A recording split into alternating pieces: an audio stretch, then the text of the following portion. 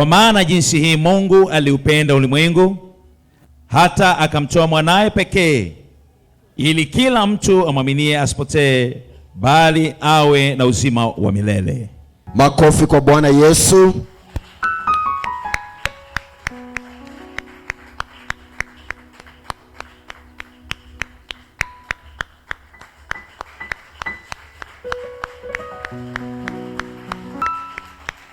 Haleluya. Bwana Yesu atusaidie kulielewa neno lake. Anaposema aliupenda, haimaanishi kwamba sasa hivi haupendi tena. Kwa maana jinsi hii Mungu aliupenda, kwa maana jinsi hii Mungu anaupenda, kwa maana jinsi hii Mungu anaendelea kuupenda ulimwengu. Kwa maana jinsi hii Mungu aliipenda Tanzania, kwa maana jinsi hii Mungu anaipenda Tanzania, kwa maana jinsi hii Mungu anaendelea kuipenda Tanzania. Na kinachomfanya Mungu aupende ulimwengu na Tanzania na Mwanza ikiwemo ndani yake, ili ampate mtu. Kwa maana jinsi hii Mungu aliupenda ulimwengu ili ampate mtu, na akishampata mtu ampe uzima wa milele. Kwa hiyo mwanadamu au mtu ndiyo sababu ya Mungu kuupenda ulimwengu. Bwana Yesu asifiwe. Kwa maana jinsi hii moto ulao aliupenda ulimwengu ili ampate mtu, na akishampata mtu awashe moto ndani yake. Kwa maana jinsi hii Mungu Baba yetu aliye nuru aliupenda ulimwengu ili ampate mtu, aweke nuru yake ndani ya mtu. Kwa maana jinsi hii Mungu Baba yetu ni pendo, aliupenda ulimwengu ili ampate mtu, aweke pendo ndani yake. Bwana Yesu asifiwe. Haleluya. Wakorintho wa kwanza 13 mstari wa 4 mpaka wa 7. Tunaangalia neno Mungu aliupenda. Anamaanisha nini anaposema Mungu aliupenda? Ukisoma yale maandiko anasema upendo huvumilia, upendo hufadhili, upendo una adabu, upendo hauhusudu, upendo hautakabali, upendo haujivuni, hautafuti mambo yake wenyewe. Kwa hiyo anaposema Mungu aliupenda ulimwengu, anamaanisha kwamba Mungu anauvumilia ulimwengu. Tunaposema Mungu anaipenda Tanzania, tunasema Mungu haionei uchungu Tanzania, anaendelea kuivumilia Tanzania, haihesabii mabaya Tanzania. Kwa nini? Ili akupate wewe. Yaani uvumilivu wa Mungu juu ya nchi ni kwa sababu ampate mtu. Bwana haihesabii mabaya nchi ili ampate mtu, na huyo mtu ni wewe. Huyo mtu ni wewe, sio jirani yako. Bwana Yesu asifiwe. Bwana Yesu asifiwe. Baba yetu aliumba jua, nyota na mwezi kama zawadi. Aliumba samaki wa baharini na ziwani, ndege wa angani na wanyama wote. Aliumba ardhi, na hii ardhi akaweka madini, fedha, milima na vyote alivyoviweka ardhini kwa ajili kama zawadi kwa ulimwengu, kama zawadi kwa wanadamu. Lakini hivi vyote havitoshi. Hivi vyote havitoshi. Kwa nini? Havina uzima wa milele. Na Bwana anataka ujue kwamba zawadi kubwa kuliko zawadi zote, wapelekee watu Kristo. Mpe mtu Yesu, mpeleke Yesu. Unataka kuwapa zawadi iletayo uzima wa milele, mpeleke Yesu. Ulimwengu unamhitaji Yesu. Ulimwengu hauhitaji jua, maana jua lilishashindwa kuwapa faraja wanadamu. Usiwapeleke kwenye nyota, usiwaongoze wanadamu kwenye nyota wala mwezi, waongoze kwa Yesu. Usiwaongoze kwenye fedha wala dhahabu. Hiyo sio zawadi kwa ulimwengu. Yeye aliyewaumba hao wanadamu na aliyeumba ulimwengu anajua kwamba zawadi iliyokuu ni Kristo. Baba alitoa zawadi ya Kristo, mwanaye wa pekee, anayekuja kukutoa katika imani ya Kristo. Anakutoa katika njia, utapotea. Ukitoka katika imani ya Kristo, utapoteza mwelekeo, hautakutana na uzima wa milele. Usitoke kwenye imani ya Kristo. Mwamini Yesu, liamini neno lake, amini alichokisema. Zawadi kubwa ni kumpata Yesu. Yesu ni zaidi ya uponyaji. Yesu ni zaidi ya mali. Yesu ni zaidi ya magari. Zawadi ya kwanza ni kumpata Yesu. Yesu ni wa thamani kuliko vitu vyote. Dumu kumwamini, usiache kumwamini. Magonjwa yatakuja ya kutoa kwenye imani, kama yalivyokuja kwa Ayubu. Majaribu yatakuja ya kutoa kumwamini, usiache kumwamini. Washawishi watakuja, mjaribu atakuja akutoe kumwamini Yesu, usiache kumwamini. Dumu kumwamini Yesu. Baki katika imani ya Kristo. Je, ni kitu gani, Paulo akasema, kitanitenga na Kristo? Ni kitu gani? Ni staili za nywele za dunia hii? Ni mavazi? Ni kukosa kazi? Ni nini kinakutoa katika imani ya Kristo? Usiumbe wala usiumbishwe. Bwana yu nawe. Amesema hata kuacha hata ukamilifu wa dahari. Yeye ni mwaminifu, hana kigeugeu wala kivuli cha kugeuka. Bwana anatafuta mtu, anatafuta mtu.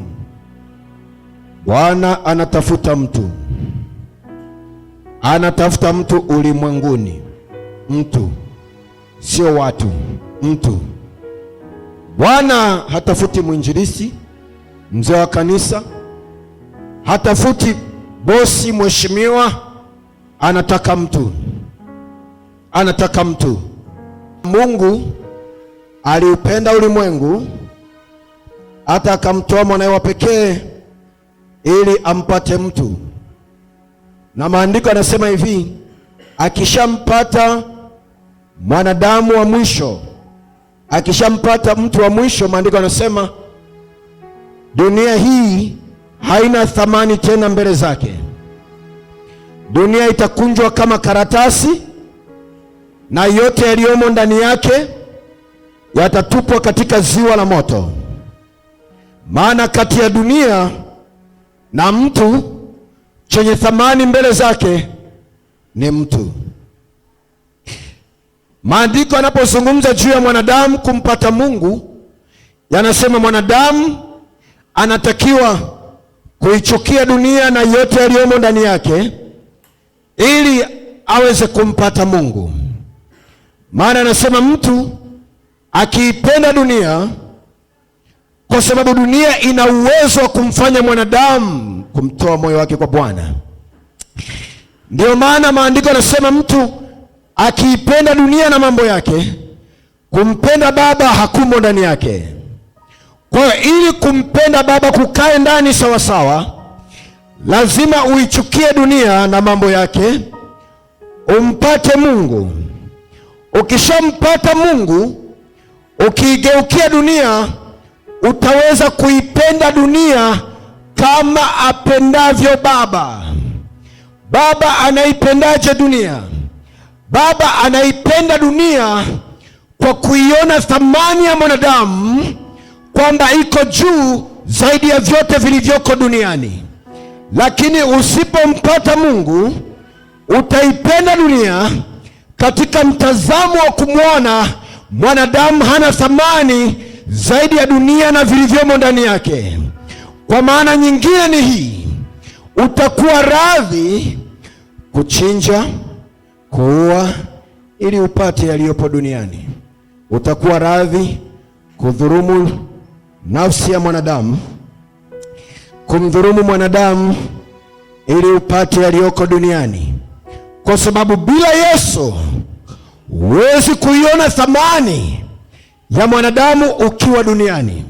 Dunia iko hivi, dunia inataka dunia yote, yaani kila mtu anataka dunia, yaani kila mtu anataka akiweza dhahabu zote za dunia ziwe zake.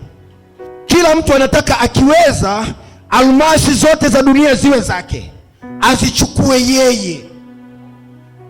Hata kama hatazitumia, anataka tu azichukue ziwe zake, anataka tu ziwe zake. Magari yote yawe ya kwake. Ndivyo dunia ilivyo. People are running toward the wealth, toward gold. People are running kukamata utajiri. Mfalme Ahabu alilipenda shamba la mtu. Maandiko yanasema alipolipenda lile shamba akaugua. Mke wake akaona, mfalme mzima unalialia nini? Mfalme analia, nimeona shamba. Mke wa mfalme akamwambia, mfalme mzima unalialia shamba? Yule mke wake akaenda kumuua mwenye shamba ili mfalme arithi shamba. Usipende dunia wala mambo yaliyomo ndani yake. Baba amenituma nikwambie, hiyo kazi usiipende kuliko yeye. Mfalme Daudi hakuona thamani ya Uria aliyekuwa kamanda wake yeye mwenyewe mstari wa mbele. Akampenda mke wa kamanda wake. Alivyompenda, alifanya nini? Hakuona thamani ya kamanda wa jeshi lake, akamuua. Akapanga mpango wa kumuua. Alipomuua, alipoona jamaa amekufa, akatoa mke wa Uria. Usipende dunia wala mambo yaliyomo ndani yake. Baba anataka uione thamani ya mwanadamu ni ina thamani kuliko vitu vyote, na Yesu ndiyo zawadi kuliko zawadi zote. Bwana Yesu asifiwe sana. Bwana Yesu atusaidie kulielewa neno lake, ili uone kwamba gari ulilo nalo halina thamani zaidi ya mwanadamu unayempita njiani. Ili uone cheo ulicho nacho hakina thamani zaidi ya mwanadamu aliyeko chini yako. Ili uone fahari ulio nayo na mali ulizo nazo, mwanadamu ana thamani kuliko cheo na thamani na fedha na dhahabu ulizo nazo. Ili ulione hilo na ulielewe sawa sawa, lazima kwanza umpate Yesu. Kwanza umpate Mungu. Kwanza, na ili umpate Mungu lazima udharau cheo, mali, dunia na vyote vilivyoko katika dunia. Ukishaviona kwamba havina thamani, ili umpate Mungu, na ukishampata Bwana, atakufundisha sasa jinsi ya kupenda dunia na dunia isikuathiri kama yeye apendavyo. Bwana tusaidie kulielewa neno lake. Bwana tusaidie kulielewa neno lake.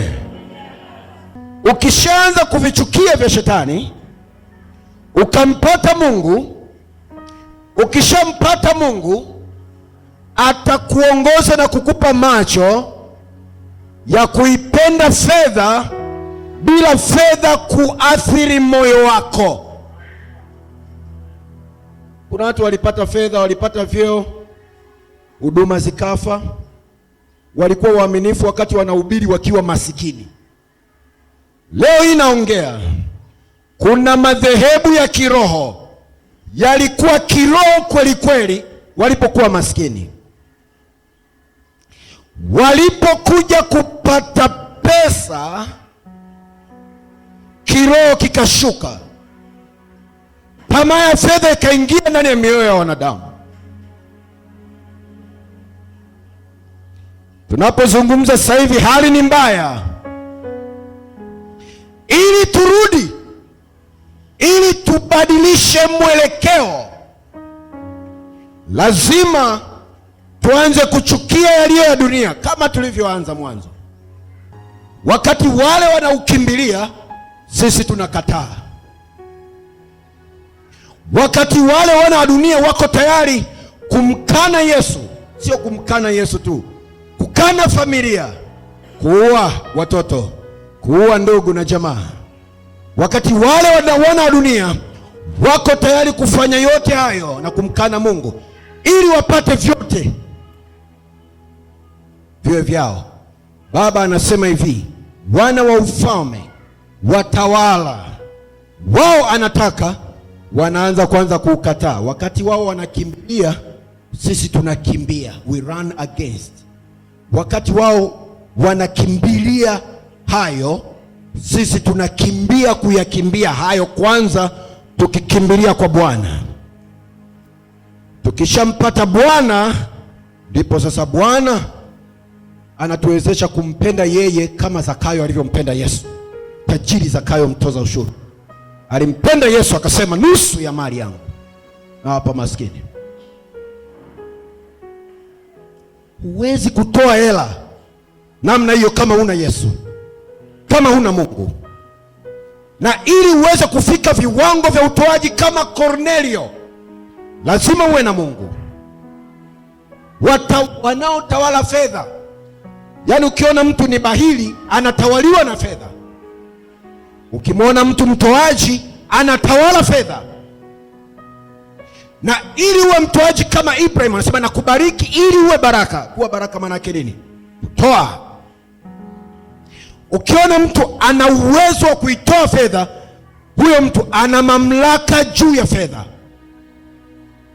Ukiona mtu ni bahili, hawezi kutoa, anatawaliwa, yuko chini ya mamlaka ya fedha na mali. Sasa ili uweze kuwa juu ya mamlaka ya fedha, yaani mwingine hapo anaona katoa 10,000, yaani mtu anashangaa, anamwona mtu mwingine anatoa 10,000 sadaka, mtu mwingine anashangaa. Mimi nakwambia hivi, huu mwaka unaokuja 2026, atakayeamini yeye na imani yake na Mungu wake, mimi naamini ni mwaka wa kumiliki. Nikiwa madhabahuni na yanena haya, ni mwaka wa kumiliki.